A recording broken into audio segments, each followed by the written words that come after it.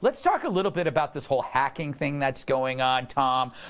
What should the United States be doing about this? President Obama says they're going to retaliate, but we can't send Steven Seagal over there because he's already there.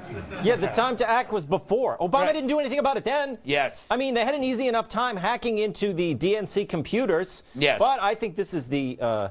remember the Valerie Plame story, the yellow cake story? This is the yellow cake story of 2016.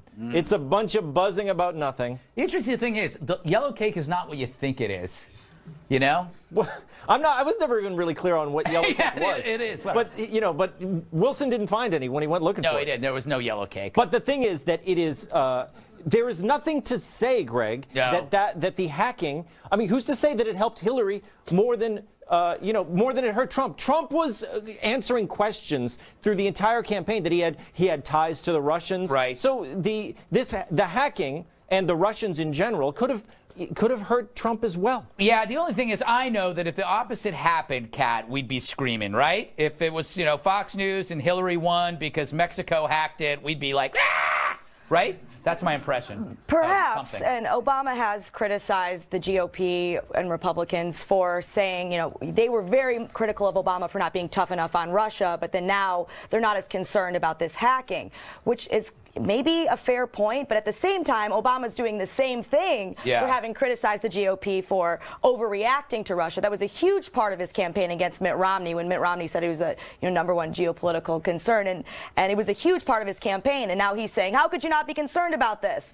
So he accused the Republicans of having a politically expedient view, which may be fair, but he's doing the exact same thing now. You know who's breathing a big sigh of relief right now that it's Putin is to blame for Trump's victory is Anthony Weiner. Yes. Yes. Yeah. He's like, oh my God, That's a good point. all the problems I have. By the way, if you're not a cheater, if you're not a crook, if you don't lie, if you don't pimp out the State Department, if you don't take debate questions from CNN and that kind of sleazy stuff, you really have nothing to worry about. Yeah. I mean, what they put out was all true. Of course, they shouldn't be doing it, but the fact is, if you're a bad candidate, if you're a sleazebag, it's not going to be good for you in any case. And first of all, what Russia did was an act of war, right? Yeah. Period. Yeah, manipulating an election. Regardless, as soon as we saw one little Russian dude on our thing, it should have been game on. We didn't do that. We let it sit. A little Russian dude. You know what I'm saying? Or whatever their computer looks like. But the point is like Hillary's problem to the whole thing was she never dealt with anything. Yeah. She never confronted anything. Everything Trump got hit on, even if he was lying, he'd be like, I didn't do that. I didn't say that. We have it on tape, sir. I didn't do that. He fought it. And America respects a fighter. And Hillary didn't do anything. She acted like I act when I get caught doing something and I don't want to admit it. We found an email that you said this and that. Huh? Yeah. You know what?